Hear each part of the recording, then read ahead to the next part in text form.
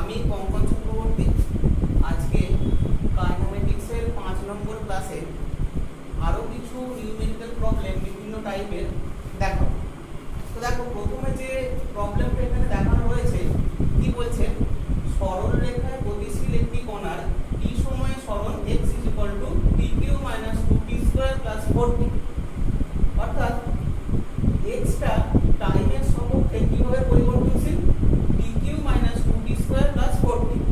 এই যদি হয় কণাটি কখন ত্বরণহীন হবে, তাহলে দেখো এখানে x দেওয়া রয়েছে, অর্থাৎ এটা সরণ।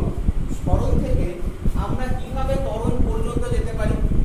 দেখো, সরণ যদি x হয় তবে বেগ কি হবে, dx dt, সরণের হার।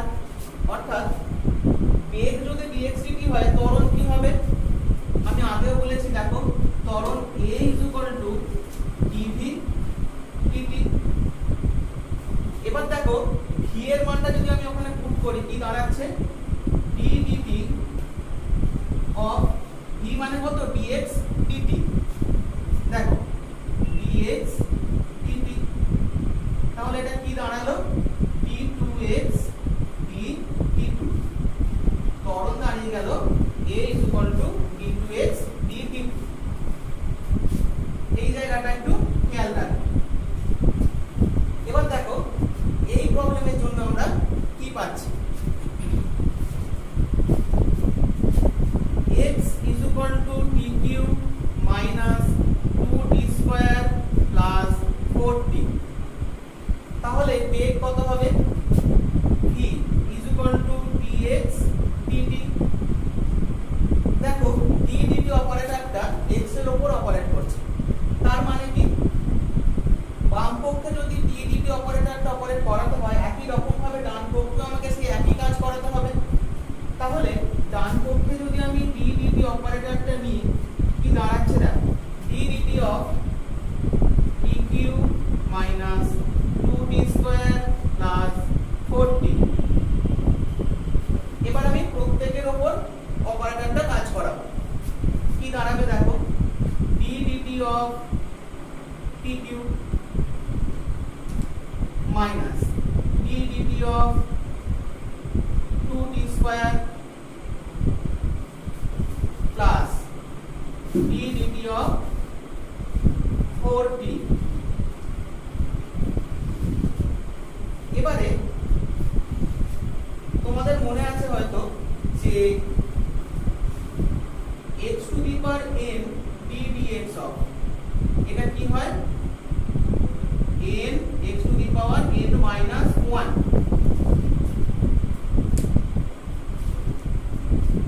তাহলে এখানে লিখছি আমি d dt of d dx of x to the power n, মানে হয় n x to the power n minus 1। এই জায়গায় দেখো এখানে d dt অর্থাৎ t এর সাপেক্ষে, তাহলে একই জিনিস হবে এখানে d dt tq। তাহলে এখানে দেখো n মানে কত, 3। তাহলে এটা কি দাঁড়াবে, n মানে 3, x টু দি পাওয়ার তার বদলে t টু দি পাওয়ার 3 - 1 মানে কত, 2, অর্থাৎ 3t²। সেই মানটা এখানে পুট করছি, 3t² মাইনাস এই দুইটা কনস্ট্যান্ট, কাজেই বাইরে চলে এলো। t² এর ডেরিভেটিভ t এর সাপেক্ষে কত হবে, একই রকম ভাবে 2t, এই ফর্মুলা অনুযায়ী। এখানে 2 * 2t প্লাস 4, এটা কনস্ট্যান্ট বাইরে বেরিয়ে আসবে, শুধুমাত্র t আছে তাই এটা 1 হয়ে যাবে। এখানে যেমন শুধু x থাকলে n এর জায়গায় x to the power n নেই, মনে করো শুধু x আছে, অর্থাৎ n এর পাওয়ার 1, সেক্ষেত্রে কত দাঁড়ায়, সেটা 1। তাহলে দেখ এখানে t এর ডেরিভেটিভ 1 হবে, 4টা গুণাকারে আছে তাই মোট আমরা পাবো 4। এটা কি পেলাম, বেগ। এবার আমাদের দরকার ত্বরণ। তাহলে ত্বরণটা কি করে পাবো,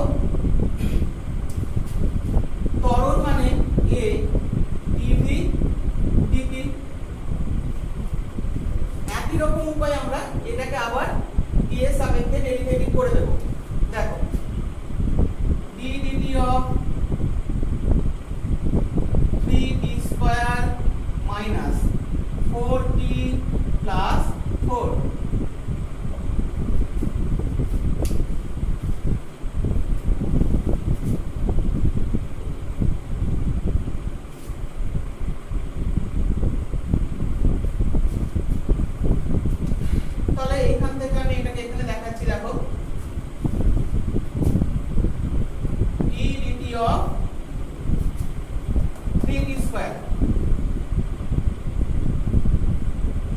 মাইনাস টি ডিটি অফ এখানে কত আছে 4t plus t dt of 4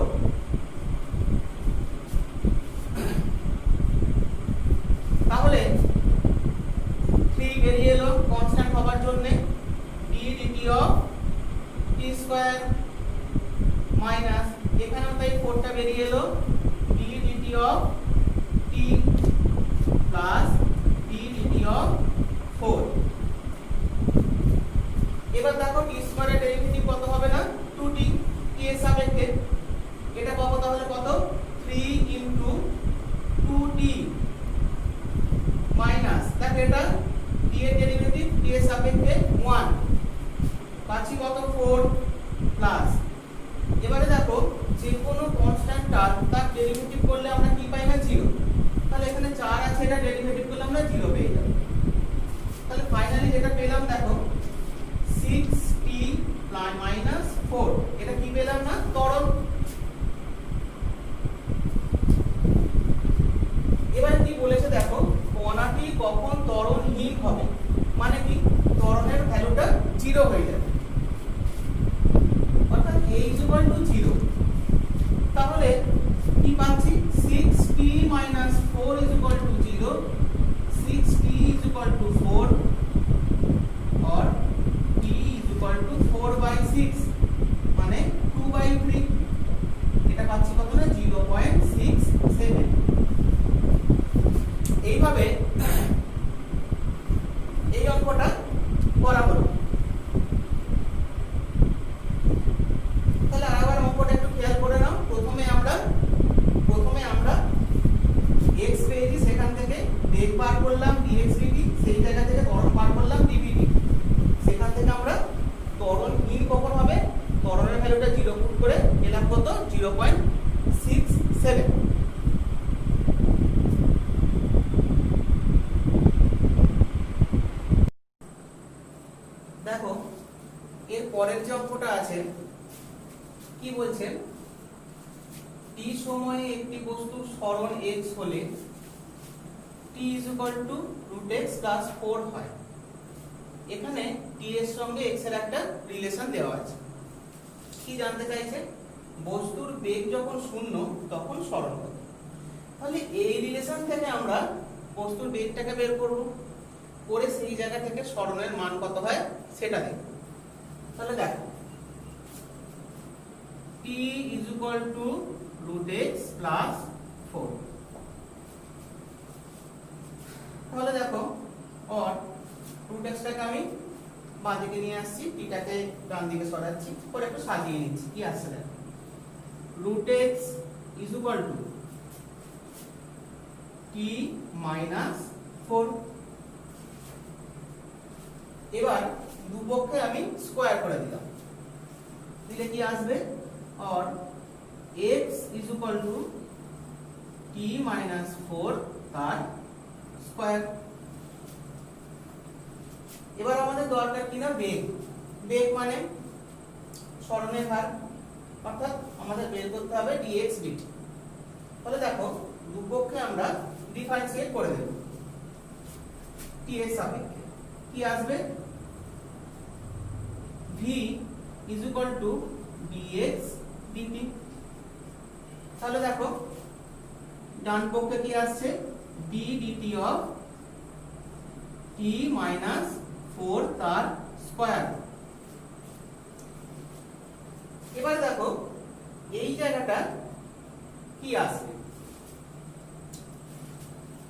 দেখো v = এটা স্কয়ার আছে তাহলে কি আসবে দেখো d dx of x square এই যদি থাকে এটা কি আসে না 2x কারণ সেই একই formula d dx of x to the power n is equal to n x to the power n minus 1 তো এখান থেকে দেখো আসবে কি এখানে আবার একটা 4 রাশি ব্র্যাকেটের মধ্যে আছে, এটা একটু আলাদা করে খেয়াল করো। দেখো d dt অফ t - 4 তার স্কয়ার, তাহলে জিনিসটা আসবে কত 2t - 4, এটা এলো। এটা কিন্তু ওই একই রকম, যদি শুধু t স্কয়ার থাকতো তাহলে শুধু 2t হয়ে যেত, কিন্তু এখানে দেখো একটু অন্যরকম ব্যাপার আছে, t - 4 তার স্কয়ার আছে। তাহলে এগুলো নিয়ম কি দেখো, স্কয়ারটা এখানে এলো, এটা এক হয়ে গেল, আগের নিয়মে যেমন আছে তেমন হলো। তারপর আবার ভেতরে প্রবেশ করতে হবে। ভেতরে প্রবেশ করা মানে এই ডেরিভেটিভ হয়ে গেল, এই যেমন x স্কয়ার থাকলে 2x হয়, ঠিক তেমনি t - 4 তার স্কয়ার থাকলে 2t - 4 হয়ে গেল। এরপর কিন্তু আমরা আবার ব্র্যাকেটের মধ্যে ঢুকবো। দেখো ব্র্যাকেটের মধ্যে কি আছে t, তাহলে t এর ডেরিভেটিভ কত হবে, ডেরিভেটিভ করে 1 আর 4 কনস্ট্যান্ট, এটাকে ডিফারেন্সিয়েট করলে হয়ে যায় কত না 0। তাহলে ফাইনালি কি পাচ্ছি দেখো, v = 2t - 4 * 1 মানে t - 4। এবার কন্ডিশন কি বলেছে দেখো, বস্তুর বেগ যখন 0, তাহলে যে বেগের মানটা আমি পেলাম সেটাকে 0 করে দেব। এটাকে তাহলে আমি 0 বসিয়ে দিলাম। এর থেকে কি পাচ্ছি দেখো, 2t - 4 = যদি 0 হয়ে যায়, t - 4 = 0, তার মানে t এর ভ্যালু কত 4। তাহলে দেখো ওই কন্ডিশন থেকে t এর ভ্যালু আমরা 4 পেয়ে গেলাম। তখন কি চাইছে এখানে দেখো, তখন সরণ কত, তাহলে এই t এর এই 4 ভ্যালুর জন্য সরণ কত, অর্থাৎ সরণের রাশিমালা কত না x = t - 4, এই জায়গায় আমি t এর ভ্যালুটা পুট করে দেব। তাহলে দেখো সরণ কত পাবো এখান থেকে, এই অংশটা থেকে দেখো x = t - 4 তার স্কয়ার, এখানে t এর ভ্যালু পুট করলে কি পাবো 4, 4 - 4 তার স্কয়ার = কত না 0, অর্থাৎ সরণ 0। তার মানে দেখো এই অঙ্কটাই কি বোঝা গেল বলো তো, যে x আর t এর মধ্যে যে রিলেশনটা আছে সেই জায়গা থেকে আমি বেগ বের করলাম, সেই বেগের মান বলে দিয়েছে কত না 0, অঙ্কটা বলে দিয়েছে, সেই 0 কন্ডিশনটা পুট করে t এর ভ্যালু বের করলাম কত 4, তখন সরণ কত এটা জানতে চাইছে। তাহলে সরণের রাশিমালা বা সরণের যে সমীকরণ সেখানে আমি t এর ওই ভ্যালুটা পুট করলাম, পেলাম কত না সরণ 0। তাহলে ঠিক আছে, এই অঙ্কটা বোঝা গেল। এবার আমরা নেক্সট অঙ্কে আসি। আচ্ছা, নেক্সট অঙ্কটা কি আছে দেখো, একটি বুলেট কাঠের ব্লকে প্রবেশ করে x দূরত্ব যাবার পর v বেগ হয়, আরও y দূরত্ব যাবার পর বুলেটটি স্থির হয়। দেখাও v/u = √x/x + y। তাহলে এই অঙ্কটা কি করে করা যাবে দেখো,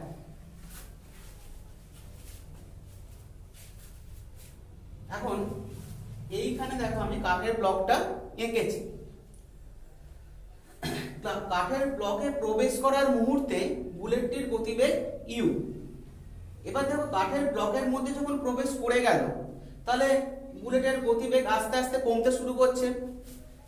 x দূরত্ব যাবার পর বুলেটের বেগ কমে হলো v, আরও y দূরত্ব যাবার পর বুলেটটি স্থির হলো, অর্থাৎ সেখানে বেগ হয়ে গেল 0।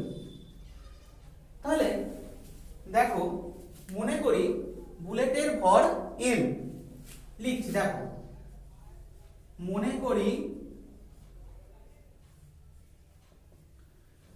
বুলেটের ভর সমান m। এবার দেখো কাঠের ব্লকে যেহেতু প্রবেশ করছে, তাহলে কাঠের ব্লকের একটা বাধা আছে, সেই বাধাটা মনে করি f। কাঠের ব্লকের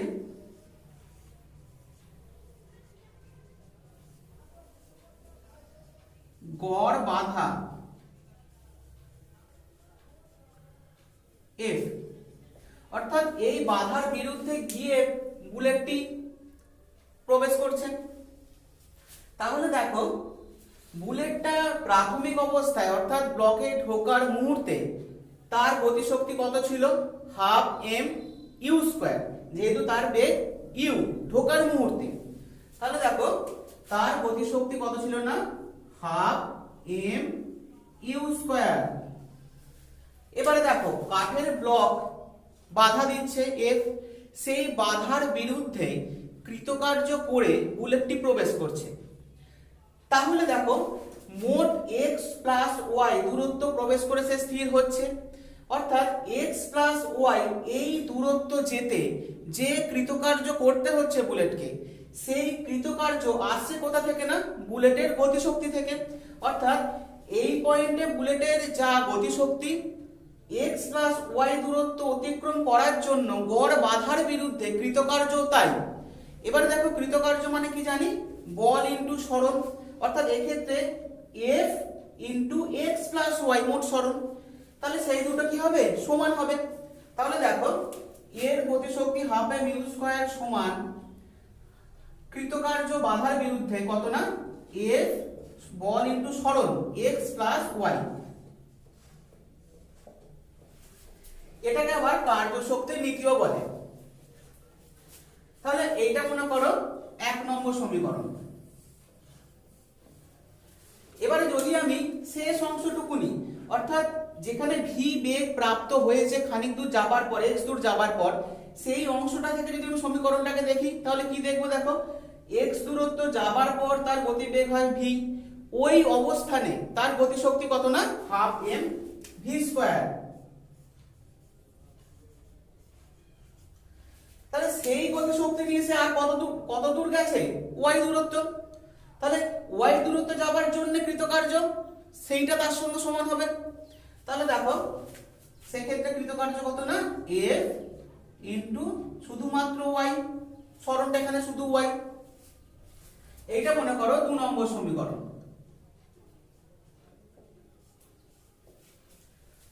এবারে আমি 2 নম্বর সমীকরণ ডিভাইডেড বাই 1 নম্বর সমীকরণ করব। তাহলে দেখো কি আসছে, half m v square by half m u square. তাহলে দেখো হাফ এম কেটে চলে যাবে, থাকবে কে শুধুমাত্র v square by u square. এটা কত আসবে সমানের ডান দিকে কত আছে এফ ওয়াই, তার তলাতে কত থাকবে না F into x plus y. তাহলে দেখো এফ এফ কেটে চলে যাবে, থাকবে কে শুধুমাত্র y by x plus y. তাহলে ভি বাই ইউ কত পাবো, রুট করে দিলেই পেয়ে যাব root over of y by x plus y. দেখো প্রমাণ হয়ে গেছে, প্রমাণিত।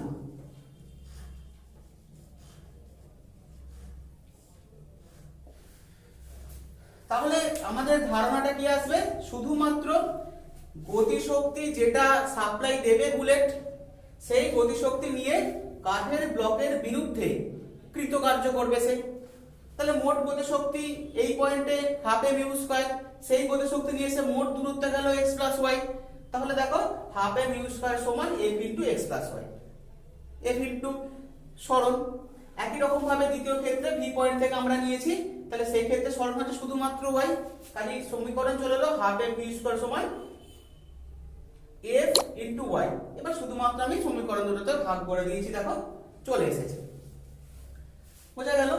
এবার আমরা আরো কয়েকটা টাইপের অঙ্ক দেখাবো আস্তে আস্তে, তোমরা লক্ষ্য করো।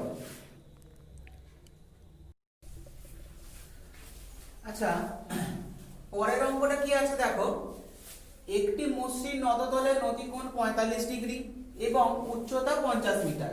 নততলের শীর্ষ থেকে একটি বস্তুকে ছেড়ে দিলে কত সময় পর পাদদেশে পৌঁছাবে।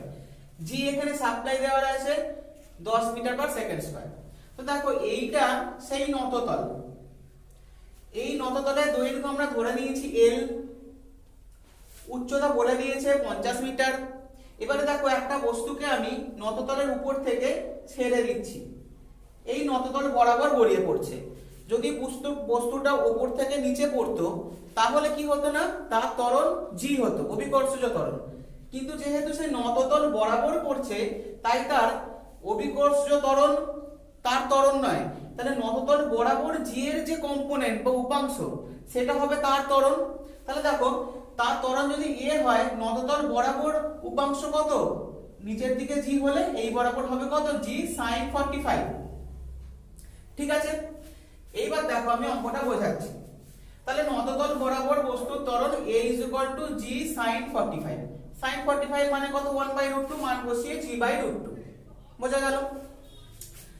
এবার নততলের দৈর্ঘ্য l ধরে নিয়েছি। তাহলে দেখো 50, অর্থাৎ এটা যদি লম্ব ভাবা হয় আর অতিভুজ কোনটা? এই অংশটা l দৈর্ঘ্য, অর্থাৎ লম্ব বাই অতিভুজ মানে 50/l = কত? sin θ হয় লম্ব বাই অতিভুজ মানে sin 45, অর্থাৎ 1/√2। তাহলে এই জায়গা থেকে l এর ভ্যালু কত পাচ্ছি না? 50√2। এবার দেখো আমরা জানি s = ut plus half at²। তাহলে এখানে s মানে দূরত্ব, এখানে কত? সেটা l, নততলের দৈর্ঘ্য। l = ut, u হচ্ছে প্রাথমিক বেগ। দেখো প্রাথমিক বেগ তো নেই, কারণ শীর্ষ দেশ থেকে ছাড়া হয়েছে, প্রাথমিক বেগ 0, কাজে ut পার্টটা নেই, শুধুমাত্র কি থাকবে না? half at²। তাহলে সেটা আমরা বসিয়েছি। দেখো l = half at²। এবার এখানে দেখো l এর ভ্যালু কত? 50√2, 50√2 বসিয়ে দিয়েছি। হাফ a এর ভ্যালু কত পেয়েছি? g/√2 বসিয়ে দিয়েছি, t² টা রেখে দিয়েছি। পরের লাইনে দেখো g এর ভ্যালু আমরা পুট করে দিয়েছি 10। তাহলে ক্যালকুলেশনটা দেখো, এখানে √2 এখানে √2 গুণ করে 2, তার সাথে 2 গুণ করে মোট 4, 50 * 4 = দেখো g এর ভ্যালু পুট করেছি 10, রয়েছে t²। তাহলে 10 50 আমি কেটে দিয়েছি, 5 আসছে, তাহলে t² এর ভ্যালু আসছে কত না? 20, অর্থাৎ t আসছে কত? √20 বা 4.47 সেকেন্ড। অর্থাৎ একটি বস্তুকে ওই নততল বরাবর যখন ছেড়ে দিচ্ছি 45 ডিগ্রি অ্যাঙ্গেল যে নততলের, সেই বস্তুটা উপর থেকে নিচে আসতে যার হাইট 50 মিটার কত টাইম নিচ্ছে না? 4.47 সেকেন্ড। ঠিক আছে, তো আমরা মোটামুটি বেশ কিছু ধরনের নিউমেরিক্যাল প্রবলেম তার ধরন একটু আলোচনা করে দিলাম, বাকি তোমরা একটু প্র্যাকটিস করবে, আশা করছি সমস্ত অঙ্ক হয়ে যাবে। ঠিক আছে।